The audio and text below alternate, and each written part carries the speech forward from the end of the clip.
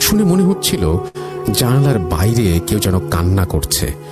তো আমি মনের সন্দেহ ঘুচাবার জন্য মাকে ঘুম থেকে না ডেকেই চুপিসারে জানালার একটি পাল্লা খুলে ফেলি।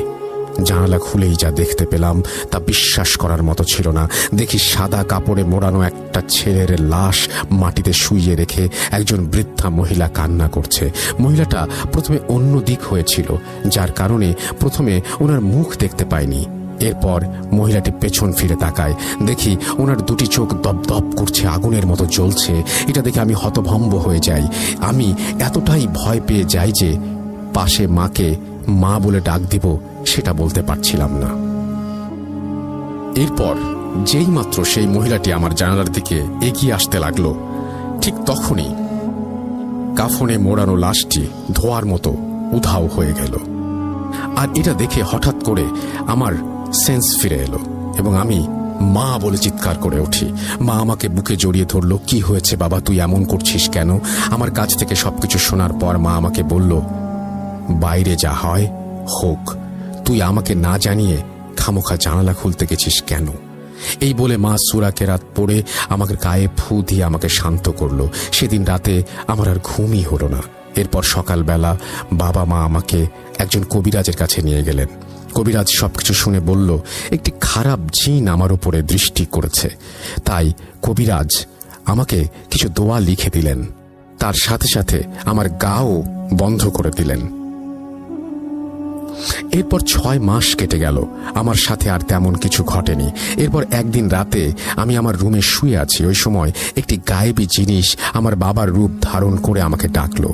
আমাকে বলল, বাবা, তোর মায়ের গায়ে জ্বর এসেছে, এখন তো বাড়িতে কোনো মেডিসিন নেই, তাই তোকে আমার সাথে ওই পাড়াতে একটু ডাক্তারের বাড়িতে যেতে হবে। রাত তখন আনুমানিক 12টা বাজে, কিন্তু আমি ঘড়িতে সেটা খেয়াল করিনি। এমনকি পাশের রুমে যে আমার বাবা মা শুয়ে আছে সেটাও খেয়াল করিনি। তো আমি ওর সাথে একটি হ্যারিকেন নিয়ে বেরিয়ে যাই। প্রথমত ও আমাকে হ্যারিকেন নিতে দিতে চাচ্ছিল না, কিন্তু আমি জোর করে আমার সঙ্গে একটি হ্যারিকেন নিয়ে নেই। অত রাতে আমি কোন দিকে যাচ্ছিলাম অন্ধকারে কিছু বুঝতে পারছিলাম না। তারপর কিছু দূর যাবার পর একটি গাছের সাথে ধাক্কা লেগে আমার হুঁশ ফেরে।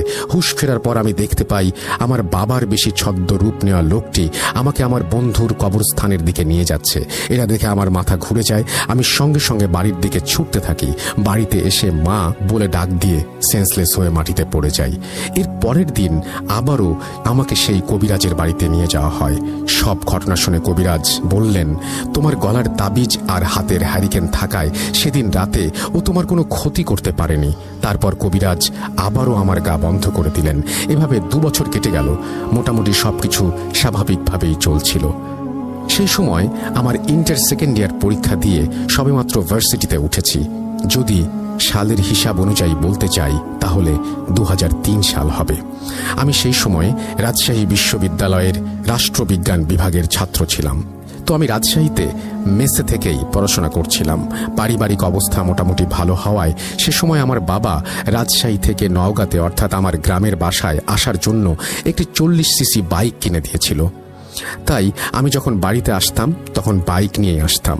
একদিন টাকা পয়সার তাগিদে আমাকে একদিনের জন্য বাড়িতে আসতে হতো। তো সেদিন ভার্সিটিতে সারাদিন কাজ ছিল, তাই রাজশাহী থেকে বাড়ি যাবার পথে রওনা হতে 4টা বেজে যায়। সেদিন কেন জানি না বাড়িতে আসতে আমার একটু ভয় ভয় করছিল।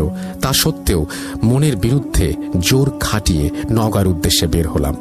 সারা রাস্তা ঠিকঠাকই আসলাম। তারপর নওগাঁতে যখন পৌঁছালাম তখন ঘড়িতে প্রায় 8টা বেজে গিয়েছে। মেইন শহর থেকে গ্রামে আসতে আরো 2 ঘন্টা সময় লাগে। তো পুরনো দিনের কথা মনে হওয়াতে এত রাতে গ্রামের রাস্তায় একা যেতে আমার খুব ভয় করছিল।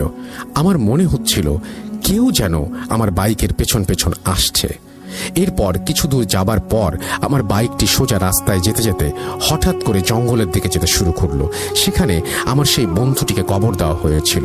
বলে রাখা ভালো, আমাদের বাড়ির পেছনে ছিল একটি পারিবারিক কবরস্থান, তারপর আরও একটি কবরস্থান। আমার বন্ধুকে কবর দেওয়া হয়েছিল 2য় কবরস্থানে। তো আমার বাইকটি বন্ধুর কবরস্থানের দিকে যাচ্ছিল। আমি অনেক চেষ্টা করেও কন্ট্রোল করতে পারছিলাম না। তারপর আমি ভয়ে ভয়ে বাইকটি মাটিতে ফেলে দৌড়ে বাড়িতে এসে হাঁপাতে হাঁপাতে সবাইকে ঘটনাটা খুলে বলি। তখন সবাই লাঠি আর লাইট নিয়ে কবরের কাছে গিয়ে অবাক হয়ে গেল। সবাই দেখল